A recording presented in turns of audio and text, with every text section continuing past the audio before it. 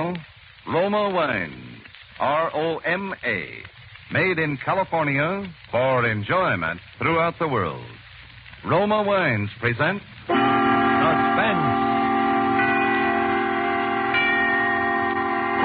Tonight, Roma Wines bring you Mr. Paul Henreid, a star of The Angel of Death, a suspense play produced, edited, and directed for Roma Wines by William Spears.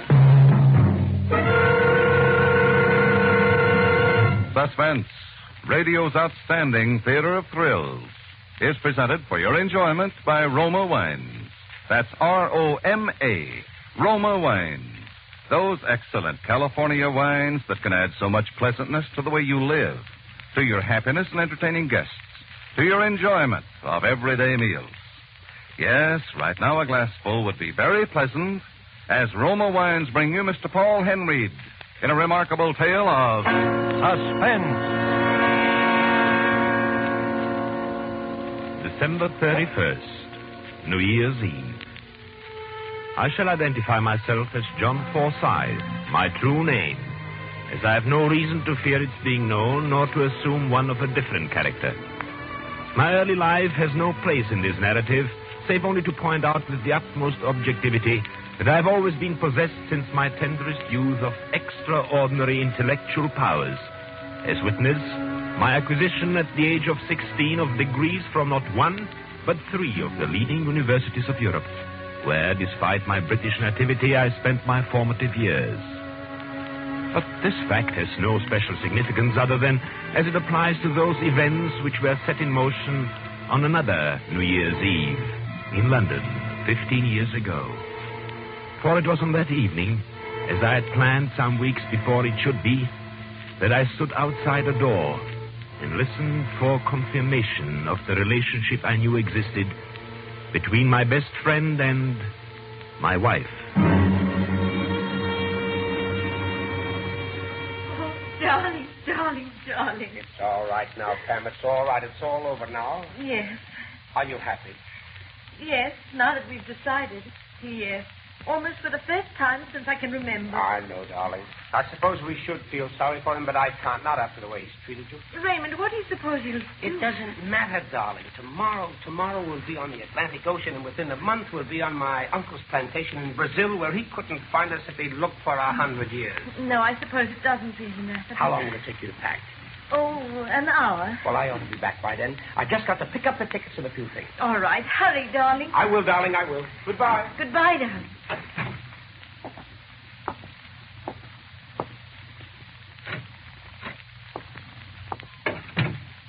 Good evening, my dear. Why, what's the matter, Pamela? You look as though you'd seen a ghost. Oh, why, nothing. You startled me, that's all. You said you were going out of town for the holidays. And you don't usually come in by the back door. You needn't be alarmed. I shall only be a moment. I forgot something. Can I get it for you? Your anxiety for my every wish is touching. But no, thank you. By the way, Pamela, have you any last words? Any what? We may not see each other for a while, you know. John, what are you talking about? What's the matter with you? Oh, my dear, sometimes I wonder if I married you out of infatuation for your beauty or pity for your stupidity. Oh, John, please. Pamela, where do you suppose we shall all be, say, within the month? Does it really matter so much? No, I suppose it does not. Within the month, I was on trial for their murder.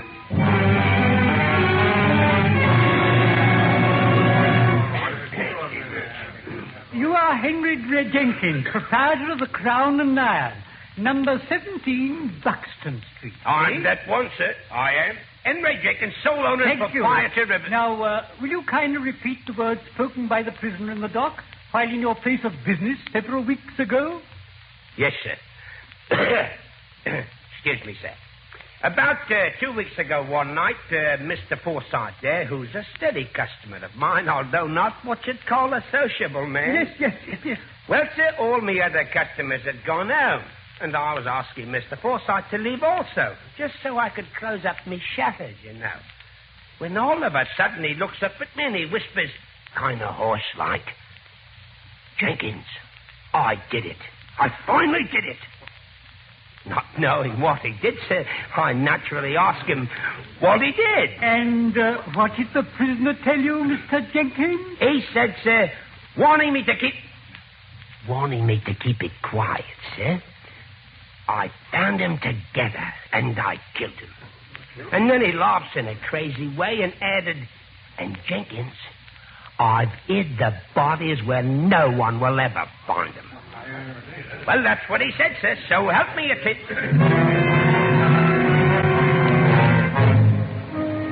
I saw him burning what looked to be a lot of bloody clothes. In the furnace it was. And he didn't try to hide them either. Just stared at me kind of odd-like and went right on as brazen as you please, he did. He wasn't worried at all. He said the two of them won't ever get away together, except if they are dead.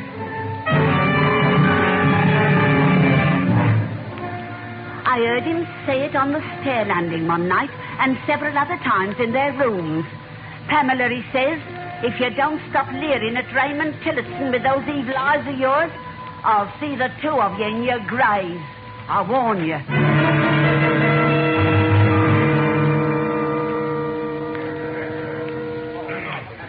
The court feels that it is its duty at this time again to remind the prisoner that he has so far made, nor allowed to be made by counsel in his defense, no cross-examination of witnesses, nor rebuttal to the charges made by the prosecution of any kind, and that this attitude can only result adversely to his cause.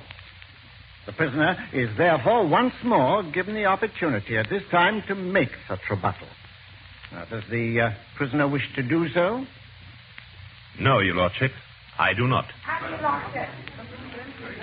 Does the prisoner wish to make any statement of any nature whatsoever in his defense? I should merely like to ask the prosecution one question, Your Lordship. Yes? What is it? Has the prosecution found the bodies? Well, the prisoner wishes to know if the prosecution has yet produced the bodies of the alleged victims of the crime for which he is on trial. Well, no, Your Lordship. We have not. That is all. Thank you.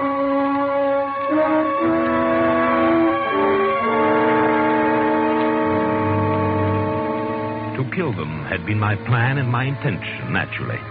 But not in the usual stupid way such things are done, where men gamble their own lives against the lives of those whom they destroy. Every faculty of my intelligence revolted against such a thought. And so for me, the gambler's risk was needless. So I planned it. It was therefore without fear or question that I stood before the court to hear the verdict which, in all the writing of it, I had contrived against myself. Order! John Forsyth, the court has given most careful consideration to the fact that the bodies of the named victims have not been presented to this court as due evidence and a surety of murder, a fact which admittedly must alter the circumstances of guilt. But this Crown Court, no matter how deeply it desires to aid you, cannot but recognize the fact that you have allowed every shred of evidence and element to point to you as a cold-blooded killer.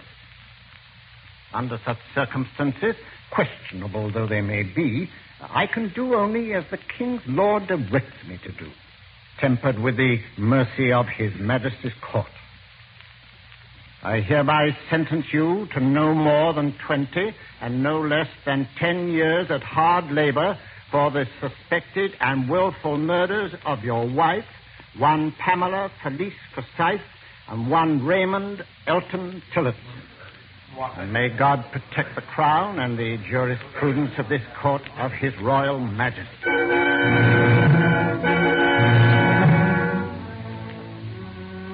10 to 20 years. It was perhaps a bit more than I expected, but I was content.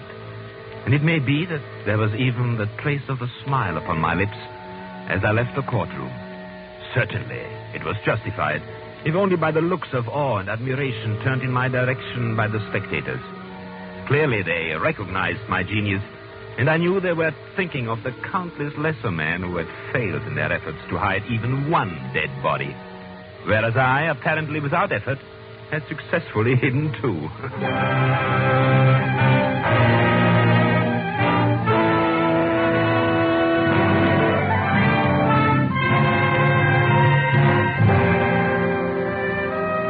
For Suspense, Roma Wines are bringing you as star Paul Henreid in The Angel of Death by Alan Cameron. Roma Wines present tonight, nation tonight in radio's outstanding theater of thrills, Suspense.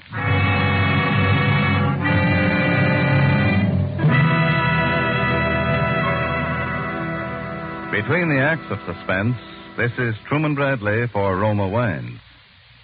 With the holiday excitement over, most of us are glad to enjoy evenings at home again, taking it easy and economizing. What a perfect time to serve Roma California Sherry. Yes, glorious golden amber Roma Sherry adds so much to happy hours at home, yet costs so very little. More Americans every day make Roma Sherry first call for dinner. You'll find Roma Sherry ideal for entertaining, too. Delicious anytime. For Roma Sherry is a happy, mellow wine with tempting fragrance, satisfying, natural sweetness, and superb nut-like taste. Roma Sherry, like all Roma wine, is a true wine, unvaryingly good always. Crushed from choicest grapes, grown in California's finest vineyards, then unhurriedly guided to tempting perfection by Roma's ancient winemaking skill. Bottled at the winery. Get Roma Sherry tomorrow, now selling at lowest prices in years. Insist on Roma, R-O-M-A, Roma wine, for uniformly fine quality at low cost. Remember, more Americans enjoy Roma than any other wine. And now Roma Wines bring back to our Hollywood soundstage Paul Henreid as John Forsythe in The Angel of Death, a play well calculated to keep you in suspense.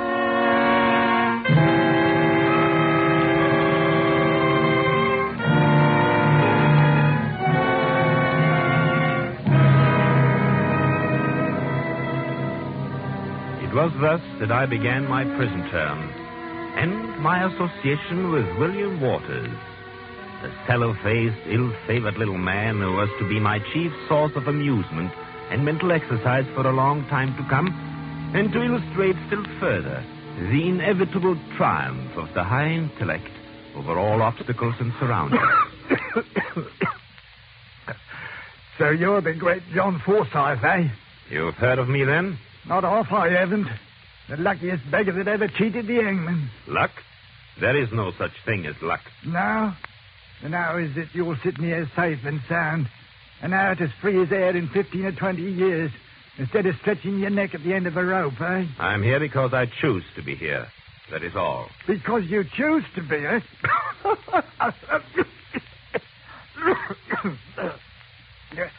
Now, tell me, Forsythe, just between us two, how did you do it?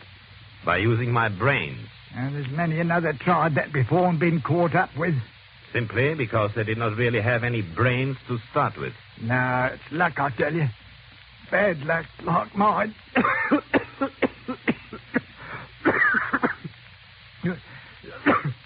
You want to hear the worst bit of luck ever ruined a man's life? Well, if you wish to call it that, why not? It was like what happened to you in a way. A sweetheart, Agnes her name was, with the biggest, bluest eyes. The prettiest little thing you'd ever hope to see. And you'd killed her? Oh, I didn't mean to. It was the usual, you know, and I caught her dead to rights. But she laughed at me. That was the trouble. Threw it in my face, she did. Next thing I knew, something snapped. And when me head cleared, there I was sitting on the floor beside her, crying like a baby. And her lying there with her pretty blue eyes staring out of her head and her pretty mouth all twisted. The red marks there on her throat. The marks of these two very ends where I'd strangled the life out of her. You weren't unlucky. You were stupid. You killed her without planning it. Well, and what did you do with the body? Cemented her into the wall of the cellar. And the bloke next door had a gas heater. Exploded and blew out the old ruddy wall between us, it did. By the time I got home, there was farming and bobbies all over the place. And there was Agnes, what was left of her, lying right out in the middle of the cellar floor for all the world to see. The truly intelligent man foresees every possibility and guards against it. Who could foresee a thing like that? I could. You could? I stand before you as the living proof of it. In 10 or 15 years, I shall be free because I'm intelligent, whereas you will rot and die here because you are stupid. Oh, pretty clever, ain't you? Know just about everything there is to know, don't you? No, not everything. But quite a lot of things. For instance, I know something about that cough of yours. What about it? The color of your skin, the look about your eyes, the way you breathe. I hope you're not afraid to die, Waters. Oh, rubbish. What are you talking about? Have you ever heard of retribution, Waters? What? Oh, the inevitable fate that pursues and at last destroys the criminal mind. Vengeance, you might call it. Rot. You don't think anything's going to happen to you or me, do you? And not to me, Waters. For the intelligent man foresees and prevents even that. But to you, Waters, most certainly to you. Oh, indeed. And who's going to do all of this? He is known by various names, Waters, but best known as the Angel of Death.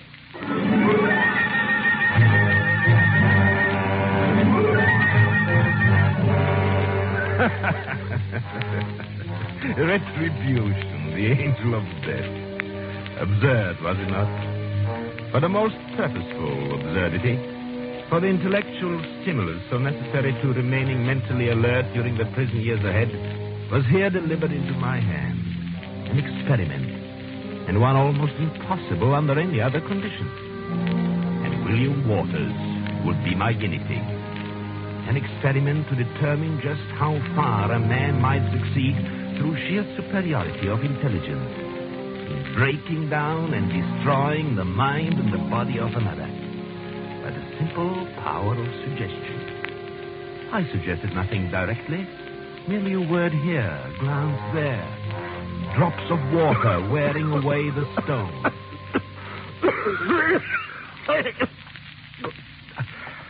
I got a fever again tonight, haven't I, John? No, a touch perhaps, but that is all. The head feels up. It's that blasted cough, what does it? No, you mustn't worry about it. It's very bad for people with your condition to worry. What condition?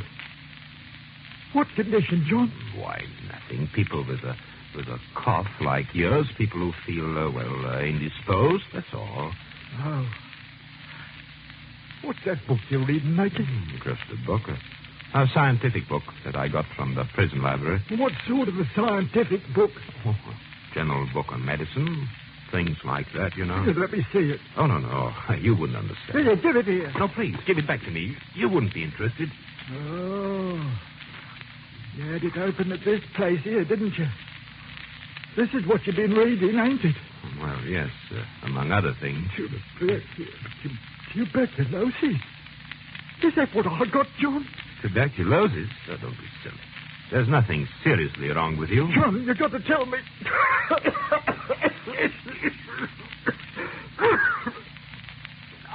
I don't want to die. No, you're not going to die. You take care of yourself. Why should it come to me? I've always been healthy. I'm not old yet. Of course you are not. You're just imagining things. Imagining things? You're worrying too much, that's all. Well, what makes you think I'm worried? Oh, I don't know.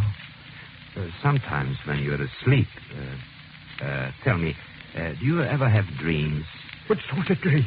Oh, well, about the past or... Oh, you mean about her? Yes.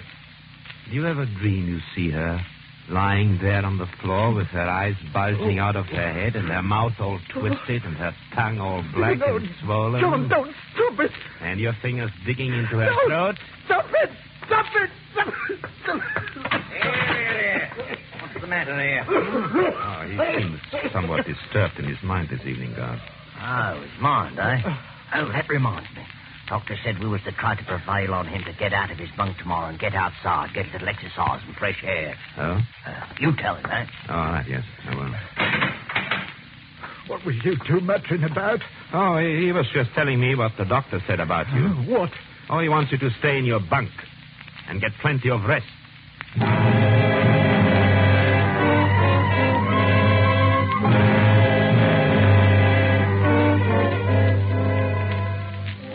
The time was drawing near, I knew. The time for what I had planned as the culmination of my experiment. Waters was having periods of definite delirium. But I waited. I waited for them to become more pronounced. Then, one night, when I'd listened to him tossing and muttering for hours in his bunk, I crossed over in the darkness. Oh, no. Wait. It ain't time yet. I don't have to go yet. No. William Waters? Yes. I've come for you, William Waters. What? She sent me, William. She sent me with her eyes staring out of her head, with her black, swollen tongue. No. I'm the angel of death. I'll kill her. I'll kill her. Take your hands from my throat. Take your hands. I'll kill you. Let me quiet you. What's going on here? I had to hit him. The man is out of his mind. He thinks I'm some angel of death or something. Yeah, you. Come on. Up on your feet. Come on there, Waters. What's the matter with you? Buster. You. It's you what done this to me. Oh, I told you he was out of his mind. It's you what's done it to me. I'll see it now. Come on now. You're coming with me. I'll kill you, Buster. Come on. I'll get out of you after me for a moment. Even 600 years. Come on. I'll kill you. I'll kill you.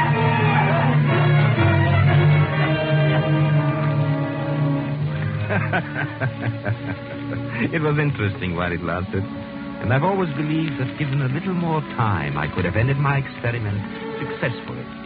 But I'd other plans to make now. Plans for the day when I would be free. And at last it came. At last I was walking away from the prison gate a free man. And now began my search. It was not difficult.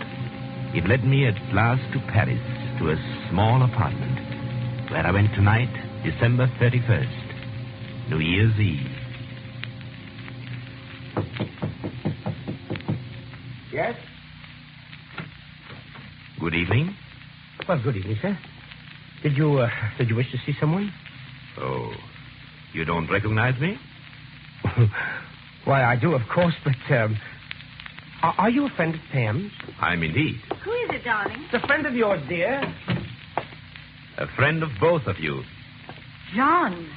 What? Yes, in fact, your husband, my dear, and Raymond's best friend. John, it's been... 15 years, yes. You only returned to Paris recently, did you not? Yes, a short time ago. And you never knew that I was convicted and sentenced to prison for your double murder, did you? Murder? Oh, that was quite as I planned it. I knew where you were, but the authorities did not. John. But perhaps you have heard of a curious legal technicality which provides that a man cannot be convicted twice for the same crime. You see, I've already paid for your murders. And now I've come to collect an ancient debt. Put down that gun.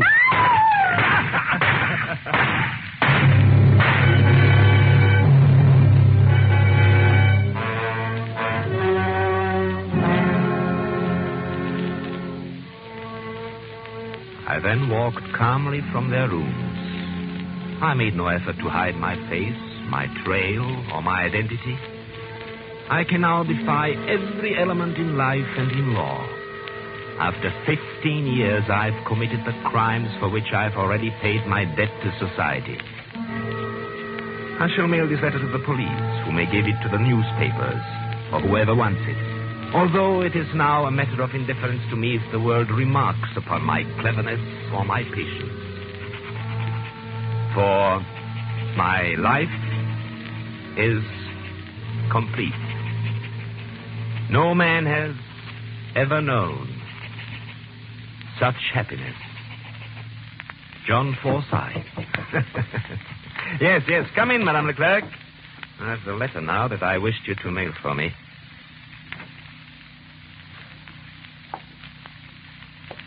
I've come to you, John Forsyth. Waters. I'm not Waters any longer. How did you get out?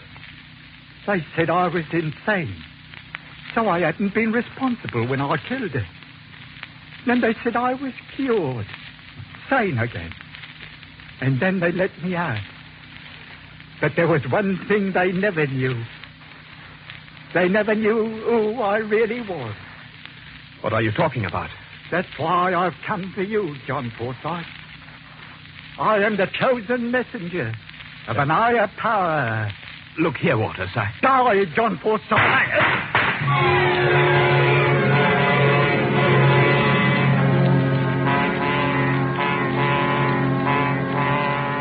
And the story ends with a newspaper clipping. Let me read it to you. Paris, January 1st. This gay metropolis spent one of its quietest New Year's Eves in recent years. In all Greater Paris, there were only 2 recorded deaths by violence, both of which, by a strange coincidence, occurred within a few yards of each other. The first was the fatal shooting by an unknown assailant of an Englishman, John Forsyth. The second victim, unidentified, had apparently leaped from a window or roof of the same dwelling occupied by Forsyth. Police were at a loss to explain a weird black silk robe and cape worn by the man. Geneviève Leclerc, concierge of the building, alleges to have heard a voice repeating an English phrase, "I am the angel of death," just before the suicidal leap. However, this can hardly have any bearing on the case, since the said phrase was undoubtedly uttered by New Year's revelers in the neighborhood.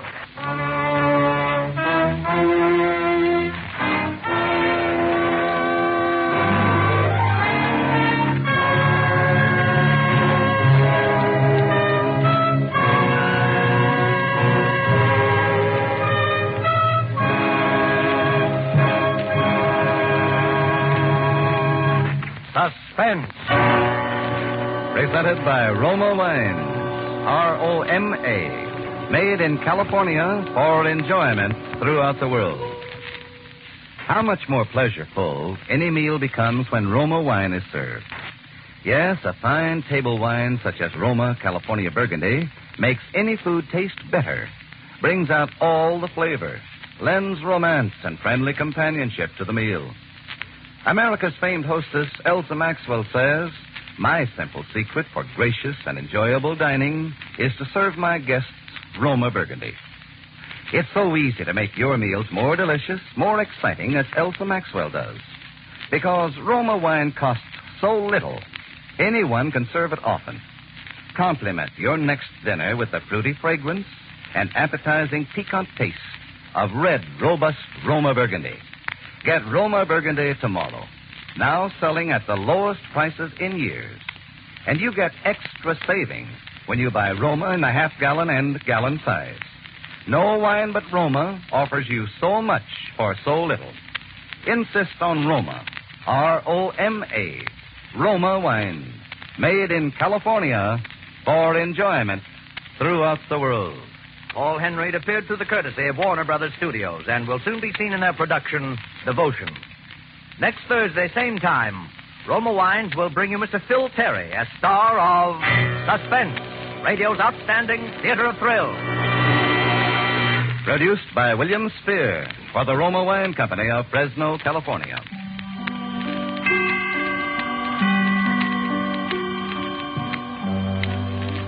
This is CBS, the Columbia Broadcasting System. KQW, San Jose, the Columbia station for the San Francisco Bay Area.